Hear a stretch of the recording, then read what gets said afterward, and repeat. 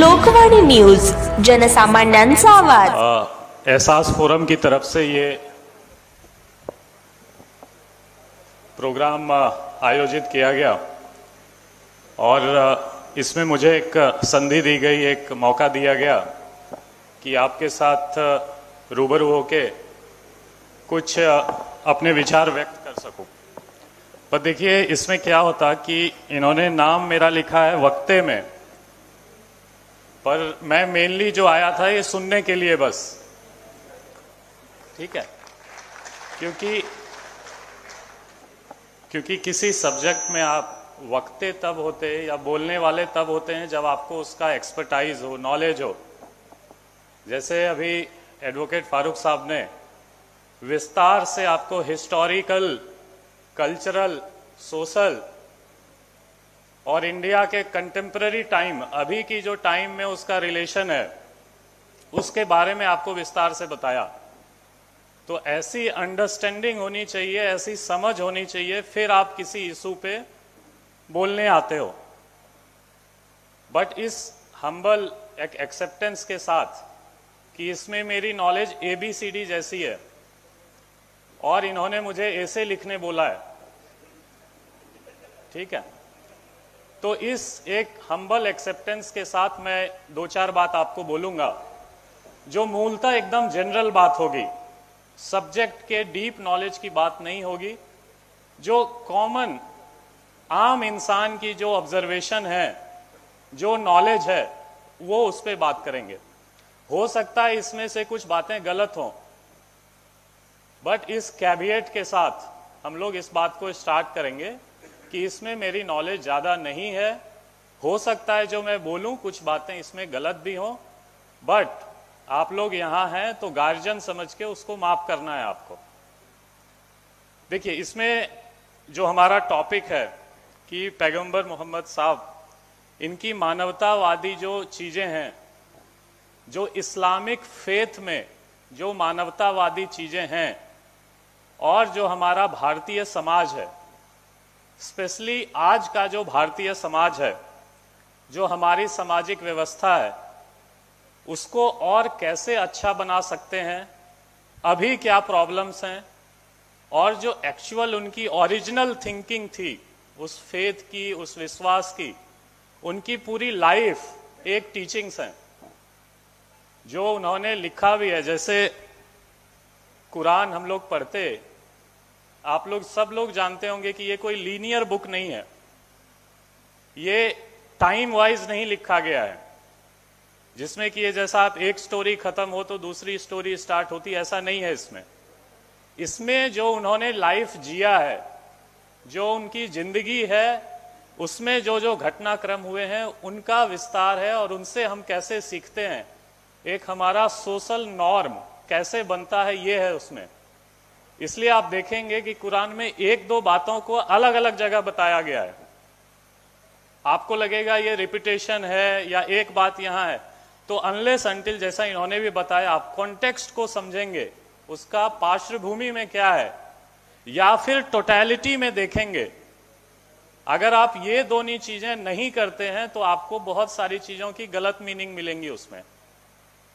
बहुत सारी चीजों को अगर सिंपल एक दो सेंटेंस या एक दो पैराग्राफ उठा के अपन विश्लेषण करने बैठे और उस टाइम की क्या व्यवस्था थी उसको छोड़ के अभी की व्यवस्था में उसको डायरेक्टली फिट करें, तो बहुत चीजों का हमें गलत मीनिंग निकलता है जो हम पूरी समझ नहीं पाते। जैसा इन्होंने एक दो वर्ड बताया भी, काफिर हो, नॉन बिलीवर्स हो, जिहाद हो, या ऐसे जो भी चीजें हों,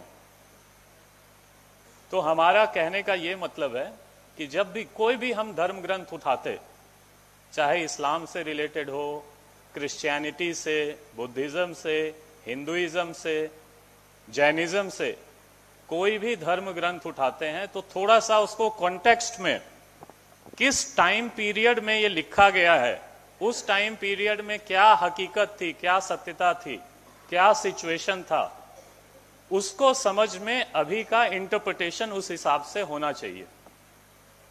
ये सभी के लिए लागू है।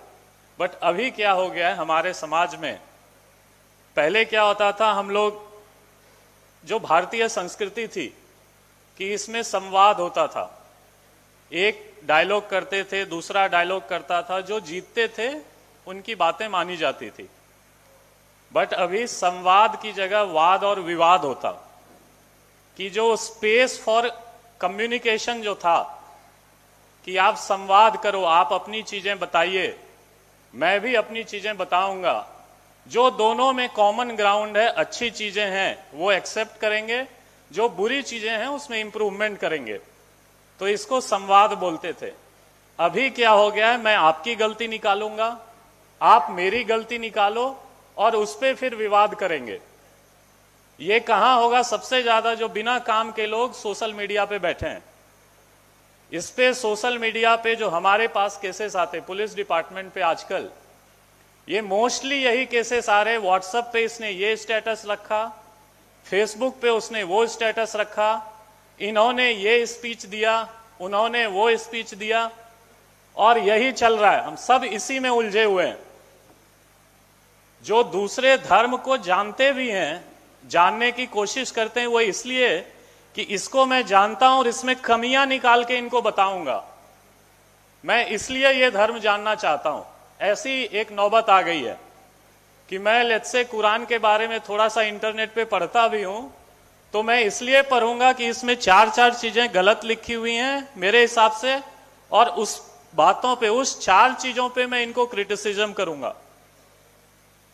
तो चीजें हम लोग जो जान भी रहे हैं वो इसलिए कि क्रिटिसिज्म करने के लिए, ये इसमें खराब लिखा हुआ, तुम में ये गलत है, तुम में वो गलत है। जो अच्छी चीजें हैं 99% उनको नहीं जानना है हमें। और इसी बात को लेके पुलिस केस हो रहे, दंगे फसाद हो रहे, और हम सब पूरी यंत्रणा इसी में उलझी पड़ी है हमारी। तो कहने का मतलब है कि जो ऐसे फोरम्स हैं जहां पे हम लोग थोड़ा सा बैठ के एक दूसरे के बारे में जान सकते हो कि एक्चुअल टीचिंग क्या है, एक्चुअल कंटेक्स्ट क्या है, जो टर्म्स का यूज, मिसयूज, एब्यूज हो रहा, उसका एक्चुअल मीनिंग क्या है, ये अगर चार लोग, दूसरे लोग भी जाने और हमारा नॉलेज का थोड़ा आदान प्रदान हो, तो बहुत सारे मिसकम्युनिकेशन, कंफ्यूजन अपने आप दूर होती हैं। बट ये स्पेस धीरे धीरे लिमिटेड होता जा रहा है। जो स्कोप और स्पेस है एक संवाद करने का, ये बहुत लिमिटेड होता जा रहा है। इनफैक्ट मैं बताऊंगा कि जो मॉडरेट्स हैं, जो कि एकदम कट्टरवादी नहीं है, उनके लिए स्पेस कम होता जा रहा है आजकल हर एक धर्म में। अगर आपको लीडर बनना है किसी, मान लो, समुदाय का, तो उसमें आपको एकदम एक्सट्रीम पोजीशंस लेने होते हैं। ये आज में एक थोड़ा सा हमारा दुर्भाग्य है कि अनलेस अंटिल आप छोटी छोटी चीजों को एक्सट्रीम में ले जाके रिटोरिक्स पे बातें नहीं करते हैं, एकदम बहुत बढ़ा चढ़ा के बातें नहीं करते हैं, तो आपको समझा जाएगा कि आप तो किसी काम के नहीं लीडर हो, आपने हमारी बात उठाई ही नहीं। जैसे मुसलमानों में भी एक टर्म हो गया, आप सरकारी मुसलमान हो, कि आप सरकार के नुमाइंदे हो, उनके रिप्रेजेंटेटिव हो, उनके मोल हो। अगर पुलिस डिपार्टमेंट का कोई बात लेके जाता है तो उनको बोलेंगे ये तो पुलिस वाला हो गया, इसने पुलिस वालों के साथ सेटिंग कर ली है। तो मेरा कहने का मतलब है कि जो स्कोप ऑफ मॉडरेट्स हैं, स्पेस उनके लिए वो थोड़ा सा लिमिटेड हो गया है। जो ऐसे फोरम का यूज करके, जहां पे हम लोग थोड़ा सा फ्रीली बैठ पाएं, जहां पे थोड़ा सा फ्रीली डिस्कस कर पाएं, जहां पे कॉन्टेक्स्ट समझ पाएं, आज भारत में क्या एप्लीकेबल है वो समझ पाएं, तो हमारे लिए जो समाज है हमारा, मल्टी कल्चरल समाज है। हमारा संविधान बताता है सब एक साथ हैं, समानता रहनी चाहिए, सारे फेथ एक साथ एग्जिस्ट करेंगे, ये तभी पॉसिबल हो पाएगा। इसके लिए मैं एहसास फोरम और जो भी ऑर्गेनाइजर्स हैं उन सबका फिर से धन्यवाद करता हूं कि उन्होंने एक स्पेस दिया, ऐसा प्लेटफॉर्म दिया जिसमें हम थोड़े से हिस्ट्री में जाके, कॉन्टेक्स्ट में जाके, जो एक्चुअल लाइफ लर्निंग्स हैं, सिकवन है, वो हम लोग थोड़ा सीख पाएं, एक दूसरे से कुछ बातें दूसरे धर्म की भी सीख पाएं। अब अगर एकदम से टॉपिक पे आए तो बहुत डिटेल में एडवोकेट साहब ने बताया भी, और आगे भी जो हमारे पढ़े लिखे लोग हैं इस मामले में वो बताएंगे। बट जो मेरी ऑब्जर्वेशन है कि उनकी लाइफ लर्निंग से हम क्या सीख सकते हैं, बहुत डिटेल में इन्होंने बताया। एक समानता, इक्वालिटी जिसको बोलते, समानता का मतलब है कि अगर ह्यूमन बीइंग्स है, अगर आदमी है कोई, अगर इंसान है तो सब समान है। ये बेसिक टीनेट्स है। अगर इस्लामिक फेथ का बोलें तो सबसे बेसिक यही है कि सब समान है। इस्लाम में बताते 5 पिलर्स हैं, फेथ है, जकात है, ऐसे ऐसे 5 चीजें बताई जाती हैं। बट उन सब में जो एक बेसिक चीज निकल के आती है कि हम लोग सब लोग समान हैं। एक कम्युनिटेरियन फीलिंग जिसको बोलते, कि साथ में हमें नमाज पढ़ना है, साथ में खाना खाना है। तो एक जो कम्युनिटेरियन फीलिंग है, ये उनकी लाइफ लर्निंग से हम सीखते हैं, जो कि अभी हमें, अगर हम लोग भारत में अप्लाई कर पाए, इंडिया में अप्लाई कर पाए, तो एक बहुत बड़ी बात होगी। आज की सामाजिक व्यवस्था में अप्लाई कर पाए तो। दूसरा एक चीज जो है, अगर आप कुरान भी पढ़ेंगे, हादिस पढ़ेंगे, तो बहुत बार टर्म यूज होता है, जैसे अपने पहले स्पीकर्स ने बताया भी, जुल्म, अल जुल्म, ये लगभग 200 बार बोलते हैं कि ये टर्म यूज हुआ है, और लगभग 100 बार, संबर बार सब्र, ये टर्म यूज हुआ है।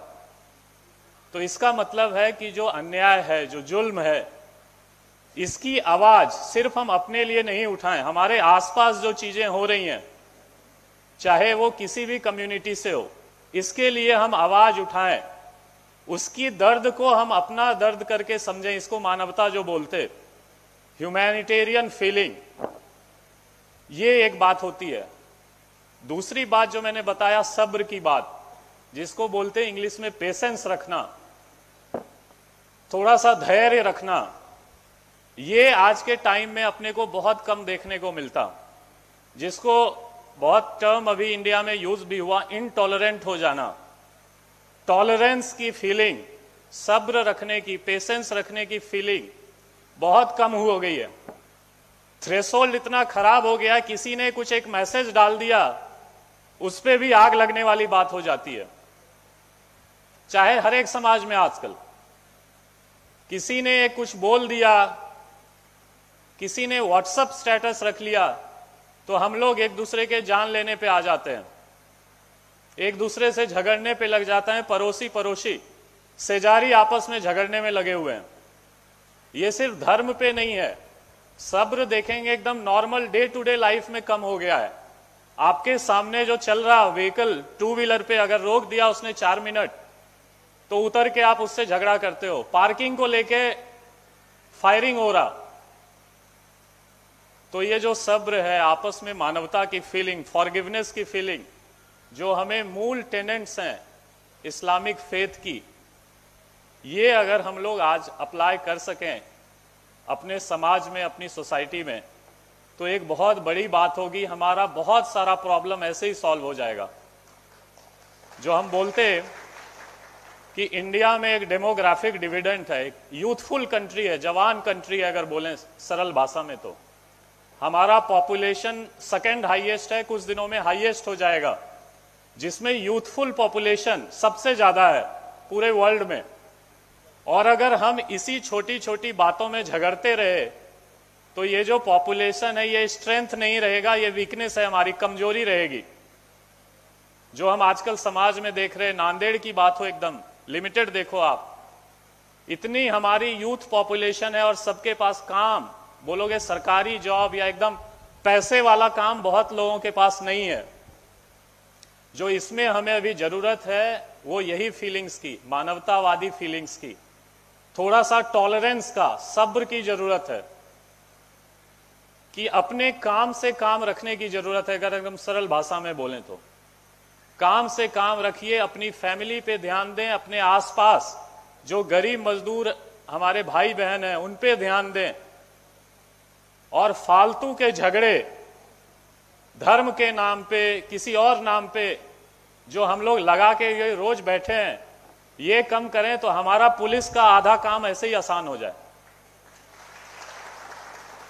अभी देखोगे ये पूरा जो भी सन उत्सव का टाइम चल रहा है, ईद ए मिलाद का टाइम आएगा 16 को, 19 को उसका जुलूस निकलेगा, अभी गणपति का विसर्जन हो रहा।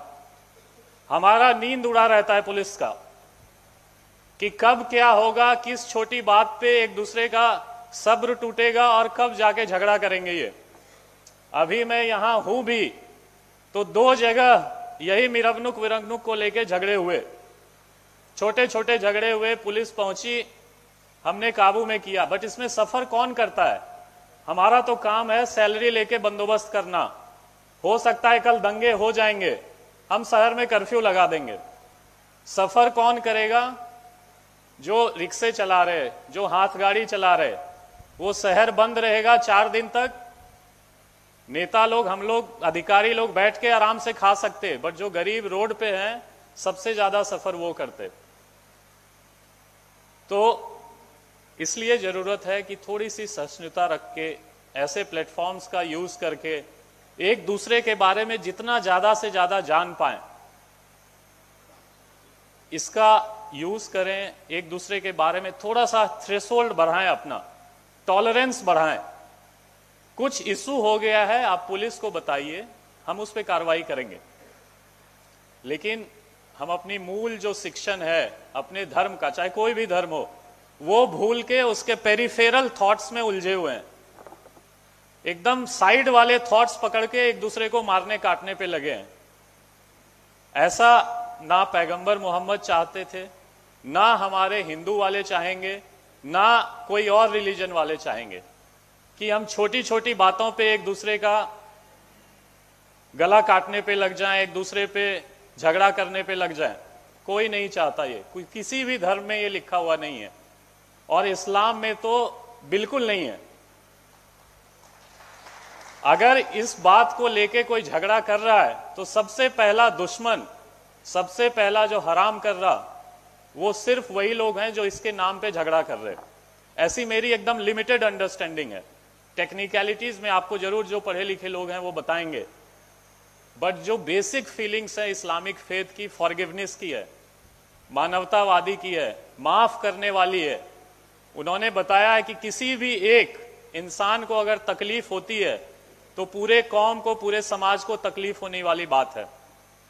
बट हम लोग ये सब भूल के मारने काटने पे, छोटे छोटे इशू में लगे रहते और काम चलता रहता है ऐसा।